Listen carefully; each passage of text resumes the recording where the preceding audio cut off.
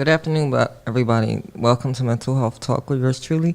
I am Christina McIntyre. I hope that your week went as great as it could be. If it didn't, don't worry about it. Today is a new day. We can't worry about what happened yesterday. We can only focus on the now. Remember, we have to appreciate the moment that we have and not worry about the past or the future. We only can control what's in the present. Don't forget to visit my website, www.becomeyourc.com. Follow me on Instagram, Become Your C, Facebook and YouTube, BYC, Become Your C. Also, I'm on TikTok at Become Your C. I wanted to let everyone know, if you're interested, I have jewelry for sale, especially dealing with the chakras, to help you on your spiritual journey to becoming your full self. You can inbox me or you can visit my website and order through that. Also, I have my first published book out now. It's called Become Your C, 21 Poems to Ignite Your Spiritual Journey. It's available as an ebook right now. I'm working on getting a paperback copy, but if you're interested, go to my Facebook page, Christina McIntyre. It's a link to Amazon. You can purchase, download. Definitely get one of the copies. It will definitely challenge your perspective and give you a different approach on your thought process and ways that you can uncover yourself. So before I get to the topic this week, it's a lot of events going on in our community, right? And so it's important that we be a part of our community, especially if we want to see it grow.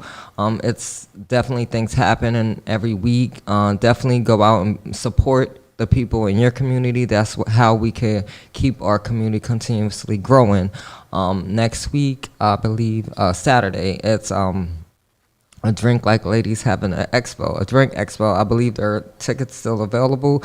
I am going to be attending that, but it's definitely a lot of different awesome things that's coming up in the community. You just have to pay attention. I'm sure people that you're friends with is sharing them, so definitely come out and be a part, be supportive of it. And if you can't really afford anything, just sharing someone's information definitely can help in the long run, right? We can be supportive in so many different ways that doesn't require monetary support. So definitely do your part in uplifting people. Like, we support other outsiders like Target and Walmart and Popeyes and KFC and stuff like that. Definitely support the people in your community because they're trying to get up to that level, and we owe it to ourselves and our community to give as much support as possible. So the topic for this week is basically an open discussion, different perspectives on mental health. There are a lot of different approaches that people take as combating with mental health, right? And whatever one works for you, you choose that one, and you won't know until you actually get involved with whatever approach you choose. So there are four that I kind of came up with: religion, therapy, and medication, and holistic approach. And each one has different ways to combating mental health, positive and negative, right? That's why I said you have to find which one works for you, because everything doesn't work for everyone, and everyone mental health illness is different for each individual, right? Like, I have panic and anxiety, and my symptoms may be different from someone else that suffers from that mental illness. So you have to find what works for you and stick with that. Consistency always wins. Something is not going to work if you don't put the effort, the time, and the commitment into it. And so whatever you find that works for you, make sure that you're giving it your all, just like you do with anything else. If you want to find ways to deal with it, ways to combat it, you have to make sure you're doing your due diligence with it. So the first one I'm going to talk about is religion. How does religion help people to combat mental health? So what religion do is provide security and stability, right? It gives people something to believe in, a structure. So when you have a structure, basically like a routine, it's something that you stick to, something you follow, something that basically works for you. Also, religion provides, having a supportive group of people that may have similar ideas and beliefs that you can go to and that you can also trust. And so a lot of times people turn to religion because they feel safe, right? And I actually went to church for a long time since I was a child up until I was like in my 20s. And it does provide you some sort of comfort. You belong to different groups and stuff, and so that provides structure. You stay busy, so you don't tend to think about your mental health illness as much. I know, like for me, when I stay busy, I don't tend to see down in my depressed state, or I don't tend to be as panicky or have a lot of anxiety attacks when I'm staying busy. Is when I'm sitting by myself and those thoughts start piling up. And so religion provides that. But there is also some negative downside to religion as well. Certain religions have practices and belief systems and let's say, the sins that we commit, right? And so some religions see mental illness as a sin, right? As a something that maybe your ancestors did and now you're suffering from it. Or it's like the devil that's inside of you. And so they try to do different things to get the evil spirits out of you. And so you have your cults also that can negatively impact you having mental health issues. It also can cause obsessions, anxiety, and depression, right? If you belong to a religion or a cult and you're not doing everything that they asked of you, or let's say you get overwhelmed, or certain churches ask for a lot of money you can't provide, you feel like you're committing a sin, you feel like you're not doing your part, and so that causes a lot of different feelings, and you feel kind of isolated in a way. And some churches do isolate you. Some churches do certain things if you don't meet the criteria, and that's what church is not supposed to be like that, right? Religion is not supposed to be that. It's not supposed to be a place where you feel like you can't come and be yourself. And so a lot of people will start off and turn to religion as a way to help and heal, right? You pray to God and ask God to help to heal your mental illness and stuff. And so when you go and you trust people with this and they tell you that it's something wrong with you or it's nothing wrong with you, you feel kind of like you're left alone. And so that's why a lot of people have pulled away from religion, because they feel like religion kind of ostracized them, religion labeled them, religion kind of kept them in a worse place than they was when they started. Not every religion does that, not every church does that, but I'm saying just overall, this is how people feel.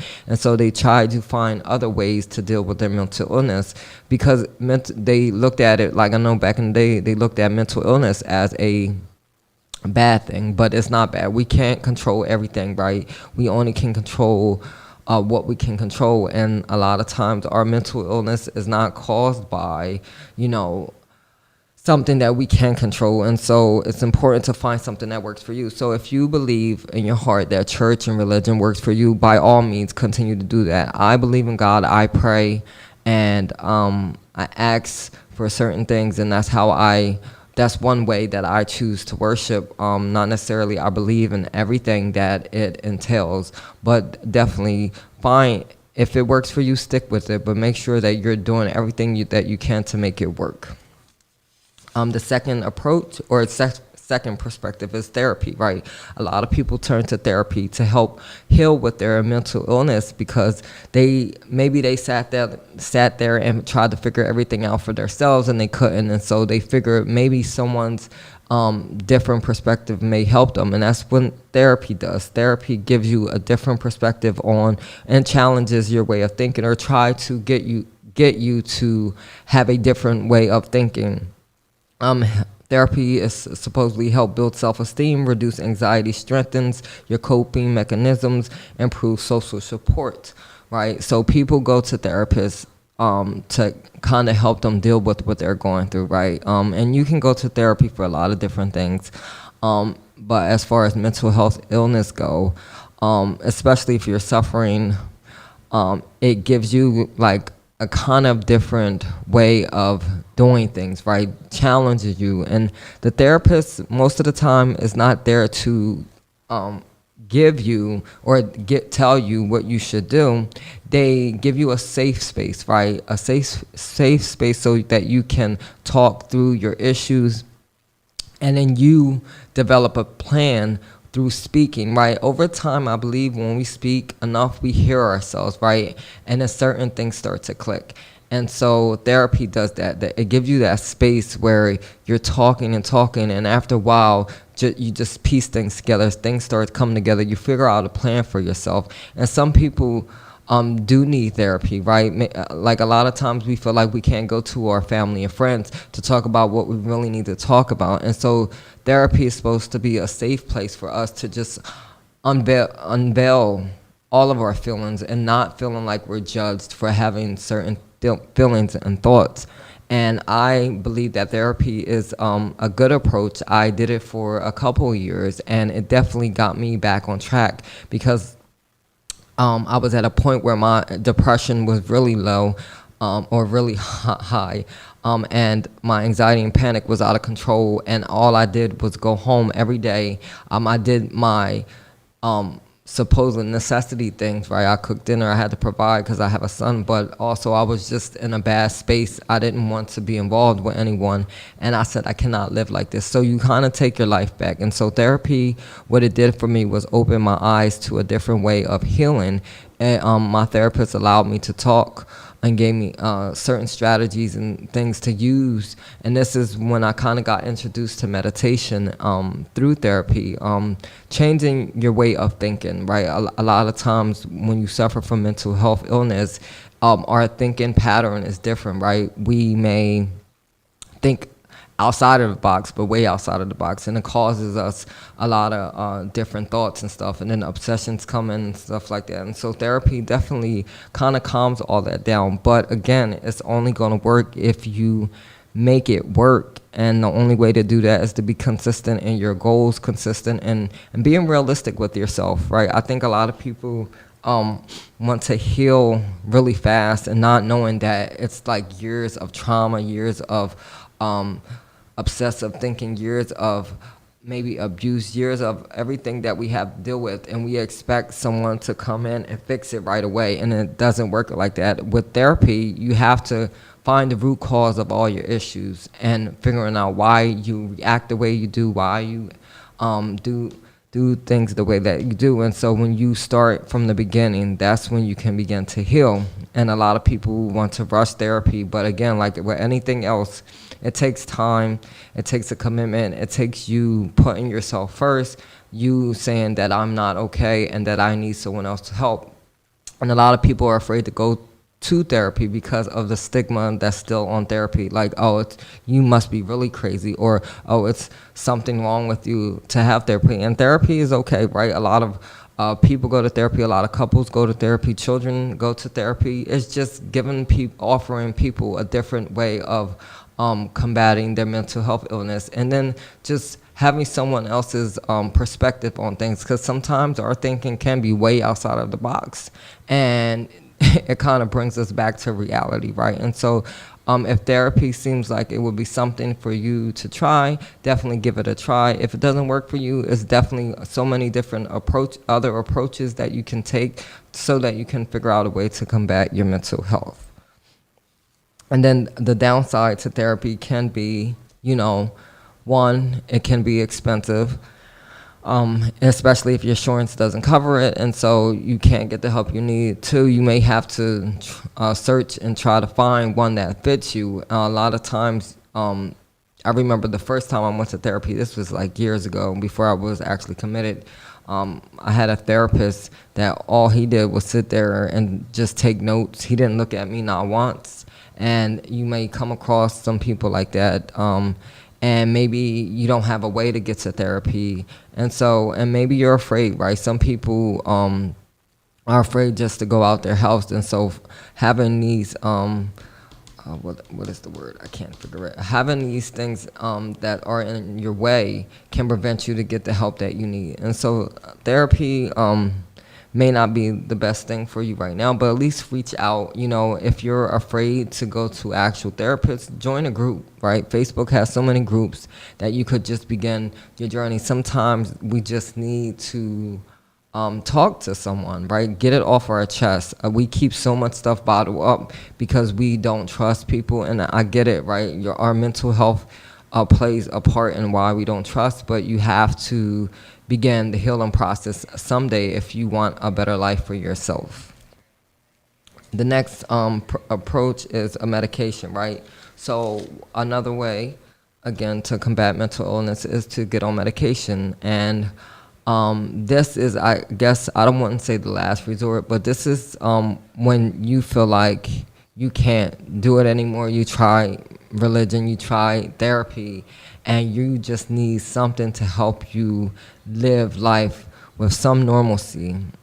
People turn to medication, and a lot of times medication can reduce your symptoms. They can prevent relapses of some psychiatric disorders, and so it can help, right? People have had success with medications, and that can help them, but a lot of times with medication comes from negative side effects, right? You get side effects from taking certain medication. It may help one thing, but it can negatively impact certain. Let's say you on a medication for anxiety, right? It may reduce those symptoms somewhat, or sometimes they can make the symptoms worse. Maybe you get hair loss, or you gain weight or lose weight. Maybe it won't allow you to sleep at night, and so you have to. It's important to talk with your doctor. Not a regular doctor. You need to talk to like a psychiatrist, someone that can actually prescribe these medications, and see what works best for you. And sometimes you may have to try different medications to find one that finally works for you. And again, like with anything else, with any different approach, you have to find something that works for you. One medication may work for someone else, but it's not necessarily going to work for you. And so you have to try it out. So medication is not necessarily a bad thing, especially if it's helping you have peace. From my perspective, with medication, it's like you sometimes can become like a guinea pig, right? You have to try different things and see which one works. One thing might do something, it might counteract, right? Let's say you have panic and anxiety, and you may have a physical illness like diabetes or high blood pressure. It's helping with the panic and anxiety, but it's making your blood pressure go up, or it's making your diabetes worse. And so you have to make a choice on, oh, do I continue this medication, or do I just try something different? And then after a while, like once you take medication, after a while, that strength doesn't work anymore. And so now they have to up the dose. Now that may do something different. So you definitely have to find something that works for you. They have medication that doesn't have a lot of ingredients in it. So you just have to definitely talk to your doctor or do your own research at the end of the day.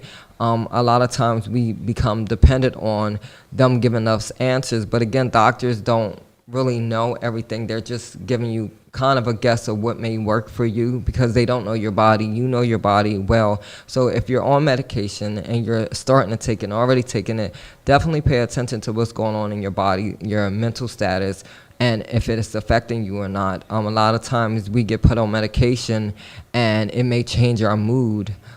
So you want to have a medication if you decide to take that approach that's enhancing your quality of life and not taking away from it. And the last perspective I wanted to talk about was holistic. And holistic is like doing herbs, doing what I do, crystals and stuff like that, taking a taking a non-traditional approach to mental health. But it's coming.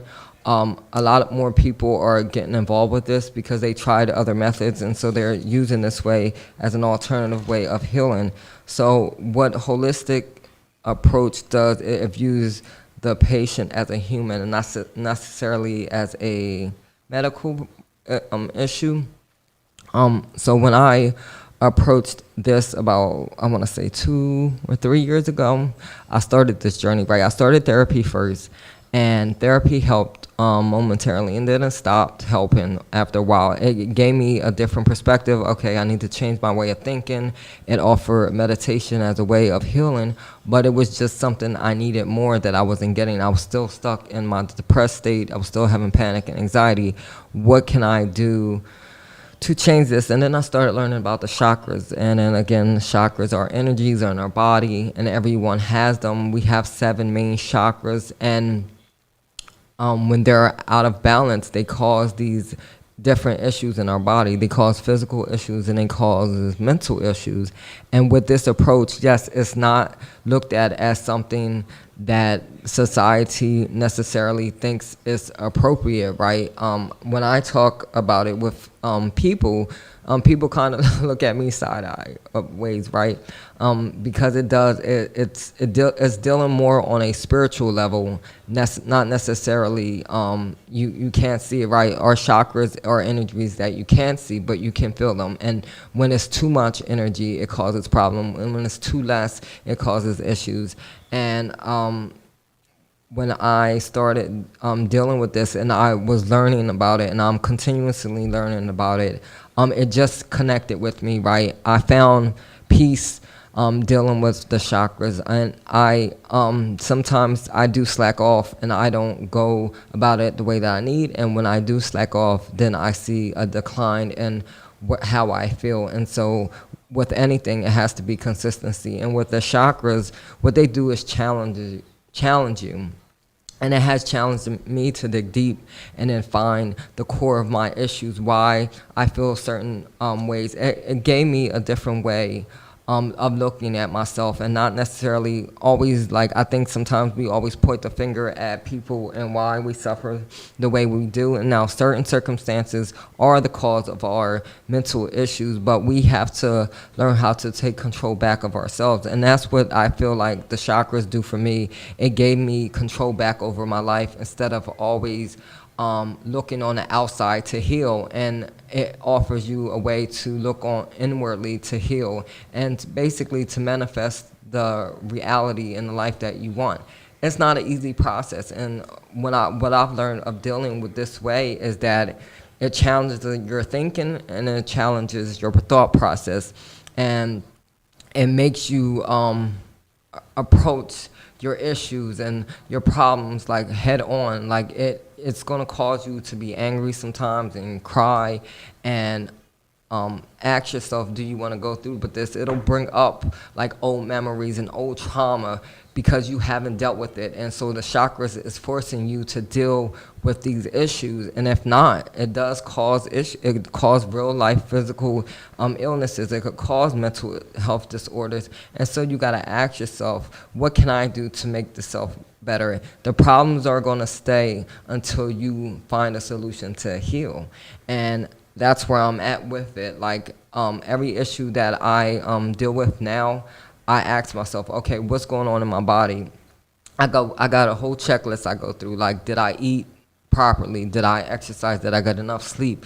Did I eat? Like, especially with panic and anxiety, if you consume too much caffeine, and caffeine is in chocolate, caffeine is in a lot of different things. Is this what's causing my anxiety? And not freaking out. Like, what panic and anxiety does is causes you to freak out. I have OCD too, and so a lot of things contribute to that. But that's some imbalance of my chakra, right? And so now I got to figure out what's going on internally. And I love this approach is because it definitely changes my way of thinking, but gives me that whole power back, right? Like, I can figure out what's going on. I can make a plan for my life that fits for my life. And a lot of times our energies is out of alignment because we're constantly trying to please other people, constantly trying to hide from ourselves. And so what chakras do is make you face yourself and be comfortable with yourself and learn to love on yourself and be okay with how you are. And I think a lot of people aren't ready for that. They're not ready to answer them questions they need to ask themselves.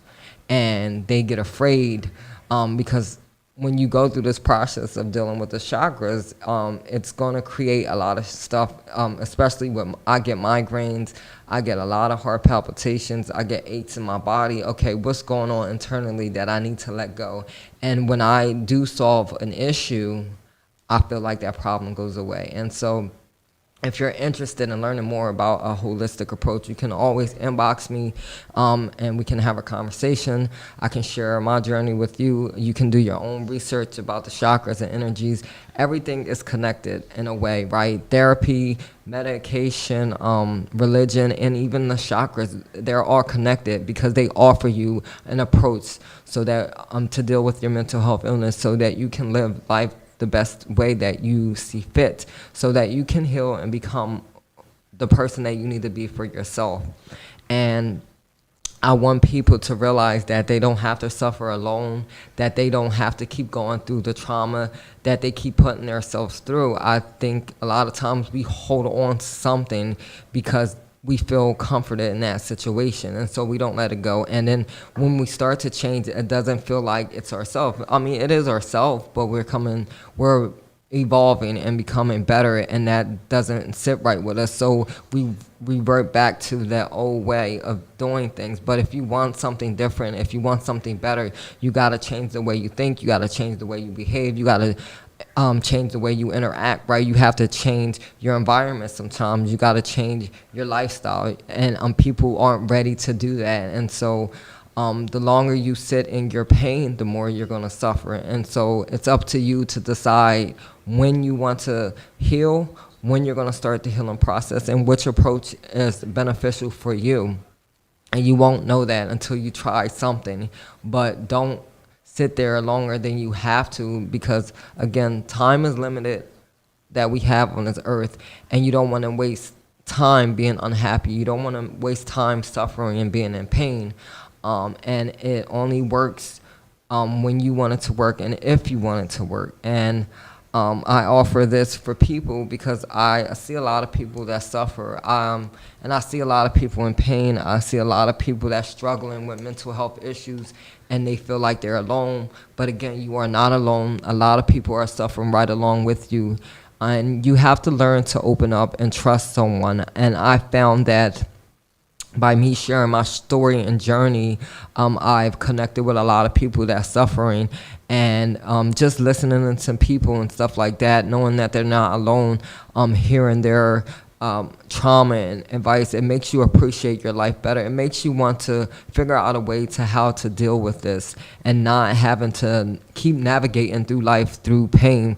You gotta think of pain and trauma and all the issues that you have, especially dealing with mental health, as baggage, right? We carry baggage on our shoulders. Let's say it weighs 100 pounds.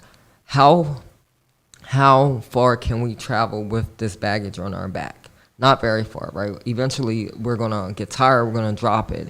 Think of your mental health issues, your pain and your trauma, and everything that you're dealing with as that baggage. And how long are you going to continue to keep carrying it alone, or keep carrying it doing the solution that you chose and that's not working, right? There are other ways of doing things. And then, people may look at you differently when you choose to take back control over your life. Like, a lot of people will say people don't really have mental health issues, they just looking for attention. No, we're not looking for attention. We're looking at a way to heal. So definitely take your life back, knowing that you are not alone, knowing that there is ways that you can deal with this stuff. You don't have to be burdened by your pain and your past anymore. You have to take your life back so you can enjoy life as it is. And life is, it seems like it goes by faster and faster. I think the older that we get, life just seems like it flies by. But appreciate your life, appreciate your life that you have, and start to make moves forward. I want you to be able to live the best life that you can, to experience things that you never thought you could. And what mental health illness does is it keeps us in a box. And I'm telling you from my own experience, you don't have to stay in that box anymore. You can live life. You can create the reality you want. You can manifest your dreams. You can go forward in life when you choose to. So choose today to stop letting your mental health illness control your life. So I want to thank each and every one of you for tuning in. And remember that each day that you have, appreciate it. Do something every day that puts you in a better position that you were in yesterday. We only have moments in time, and so we need to value them. We need to appreciate them. We need to make the most out of them.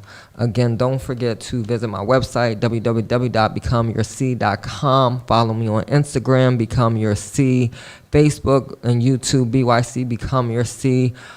TikTok, Become Your C. Also, if you're interested in downloading my ebook, Become Your C, 21 Poems to Ignite Your Spiritual Journey, go visit my page, Christina McIntyre. It definitely will challenge your way of thinking. Remember to fall in love with yourself so the world can fall in love with you.